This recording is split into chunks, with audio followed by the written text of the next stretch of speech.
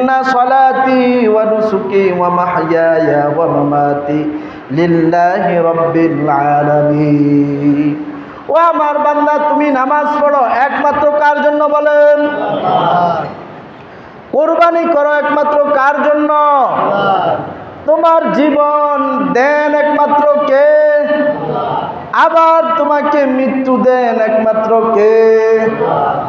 কারণ আল্লাহ তাআলা যাকে জীবন দিবেন, পৃথিবীর কেউ হাজার চেষ্টা করে তার জীবন রোধ করার ক্ষমতা আসেনি। ফেরাউন কই, মূসা নবীরে আমি পৃথিবীতে আসতে দিব না, কইছিল নি ফেরাউনে? যত শিশু দুনিয়াতে জন্মগ্রহণ করছে সবাইকে জবাই করছে। যত গর্ভবতী মা গর্ভে তার ছেলে আছে সবার গর্ভপাত ঘটাইছে। কারণ আল্লাহ তাআলার পয়গাম্বরদেরকে নির্দিষ্ট সময় দিয়ে দিয়েছেন, এই দিন এই সময় এই তারা দুনিয়াতে জন্মগ্রহণ করবেন। এখন তারা তো তাদেরও পূর্বের কিতাব দেখে জেনে গেছেন মূসা আলাইহিস সালাম অমুক বছরের অমুক তারিখের অমুক দিনের অমুক সময় দুনিয়াতে আগমন করবেন। জানার পরে কয় এই তারিখের মধ্যে যত শিশু দুনিয়াতে আছে সব জবাই কর, যত মহিলা গর্ভ অবস্থায় আছে সবার গর্ভ নষ্ট করে ফেল। ফেরাউন সবার গর্ভ নষ্ট করে ফেললো, সব শিশুকে জবাই করে দিল। আগমন ঠেকাইব কার? কন মূসা আলাইহিস সালাম। এখন এরা সব ঘরে তল্লাশি দিল, মূসা আলাইহিস সালামের মায়ের ঘরেও আসছে। আসি দেখে ওনার গর্ভে কোনো সন্তানের আলামত নেই। তখন তো আর এই আলটা মালটা বাইরে হইল যে আলট্রাসোনোগ্রাফি করে চাইব, ঠিক না? আমরা তো আগাম দেখি, তখন তো আগাম ব্যবস্থা ছিল না। এই পরিবেশ বুঝা ছাড়া আর কোনো পদ্ধতি ছিল না। তারা আসি দেখে ওনার পেট বড় না, উনি স্বাভাবিক অবস্থা আছে, স্বাভাবিক মহিলার মতো, সুতরাং উনি গর্ভবতী না। কিন্তু ওই রাত্রে মূসা আলাইহিস সালাম এরা চলে যাওয়ার পরে দুনিয়াতে আগমন করলেন। মূসা আলাইহিস সালামের মা ভয় পাইলেন, জানলে তো জবাই করে ফেলবে, কি করব? অদৃশ্যের হুকুম আইসা গেল, এই সন্দুকের ভিতরে ঢুকাই তাকে নদীতে ভাসাই দেয়। মূসা নবীরে দুশ্মনের ডরে সিন্ধুকে ঢুকাইয়া তাকে ভাসায় সাগরে। আল্লাহ তাআলার এমন কারিশমা হইল, আল্লাহ রাব্বুল আলামিন কি করলেন? এই মূসা নবীকে জন্মগ্রহণ করাইয়া সিন্ধুকের মধ্যে ঢুকাইয়া এই সিন্ধুক পানির সাথে ফেরাউনের বাড়ির সামনে যায় দাঁড়াইছে, ঠিক না? ফেরাউনের বউ তুলি দেখে যে এখানে একটা শিশু, খুব মায়া লাগছে। ফেরাউন কই, এখন তো শিশু রাখা যাবে না, শেষ করো।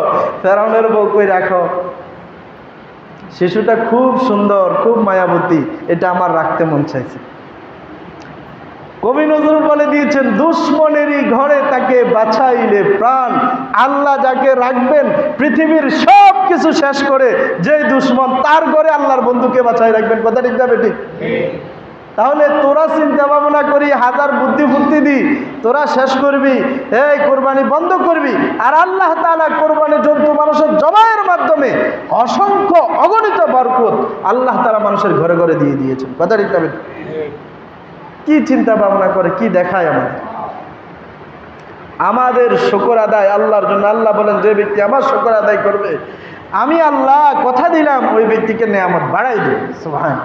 2 বছরে বাচ্চা দেওয়ার পরেও গরুর বাচ্চা কোথাও খালি নাই। আর এই কুকুর বছরে 7টা 8টা, বিড়াল 7টা 8টা বাচ্চা দেওয়ার পরেও এই গ্রাম খুঁজে কুকুর বিড়াল ঠিকমতো পাওয়া যায় না। উচিত ছিল কুকুর বিড়ালে গোটা পৃথিবীটা ভরপুর হয়ে যায়, ঠিক না বেঠিক? তাহলে হালাল কাজে আল্লাহ তাআলা রাজি সন্তুষ্টি অর্জনের জন্য যে কাজ করা হবে সেই কাজে বরকত বাড়িয়ে দিবেন কে? আল্লাহ তাআলা আমাদের সকলকে এই কোরবানি আল্লাহ তাআলার রাজি খুশির উদ্দেশ্যে করার সে তৌফিক দান করেন, বলেন আমিন।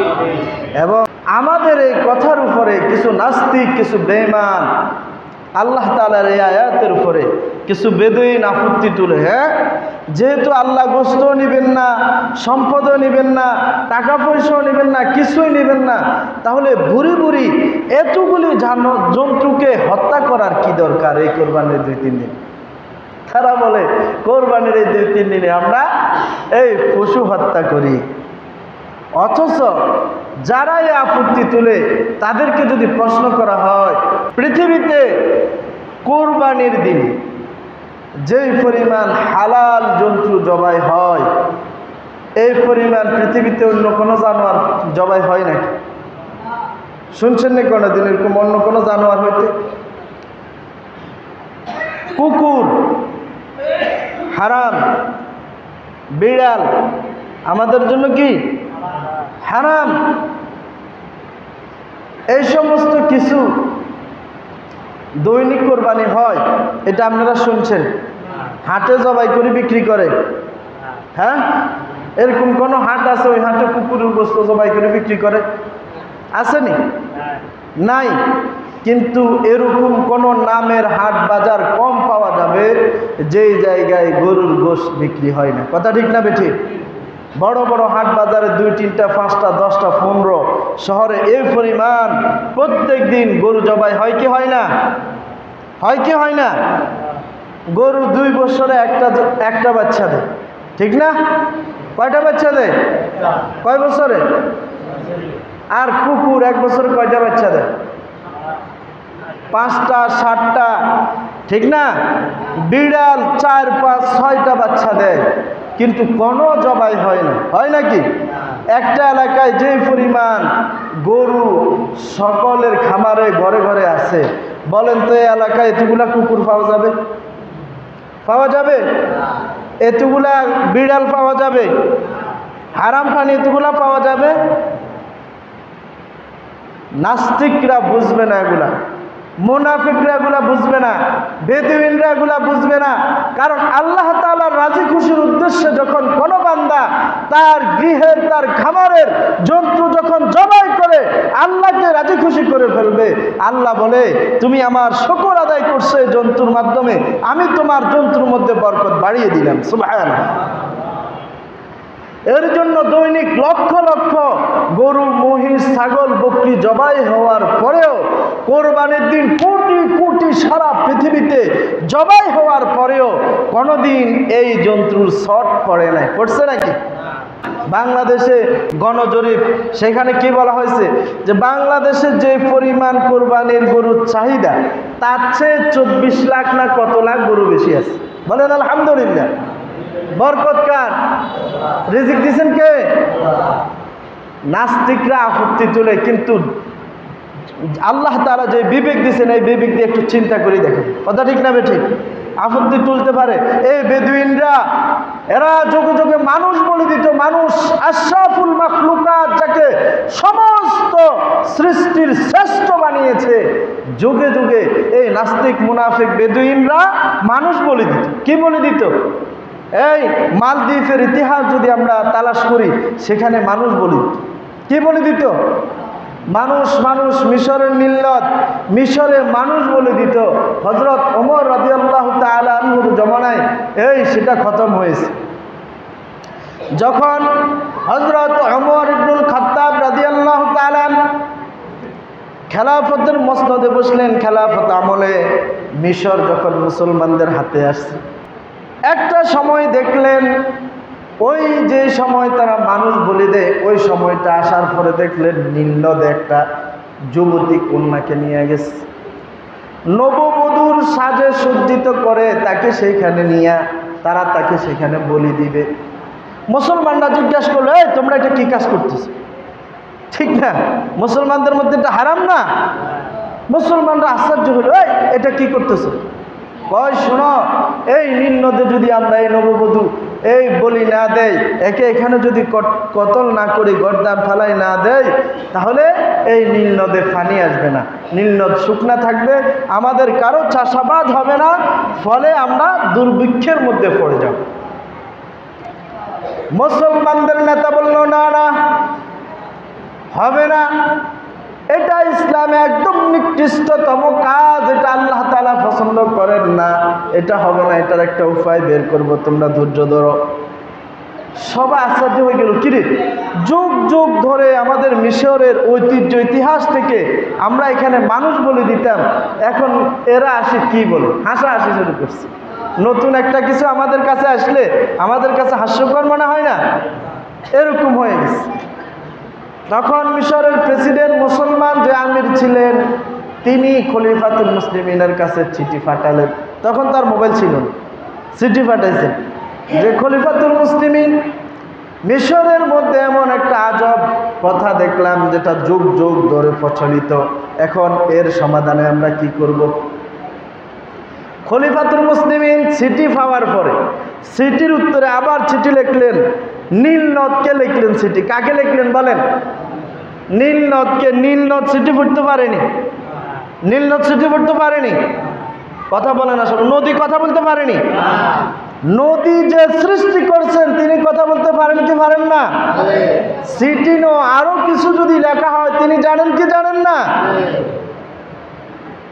ওমর ইবনুল খাত্তাব রাদিয়াল্লাহু তাআলা চিঠি লিখছেন, এই নীলনদ, তুমি যদি আল্লাহ তাআলার হুকুমে ফানি আসো, জোয়ার আসো, বাটা হও, তোমার যদি সৃষ্টিকর্তা আল্লাহ হয়, তুমি যদি আল্লাহকে মানিয়ে থাকো, তাহলে আমি ওমর বলছি তুমি জোয়ার বাটা চালু হয়ে যাও তোমার নীল নদীর মধ্যে।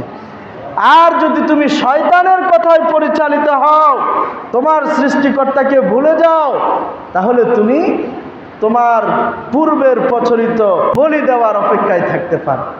এই চিঠি লেখা চিঠি পাঠাইছে। এখন মিশরে তো সবাই তখন বেশিরভাগ বেদুইন ছিলেন, মুসলমান মাত্র কয়েকজন।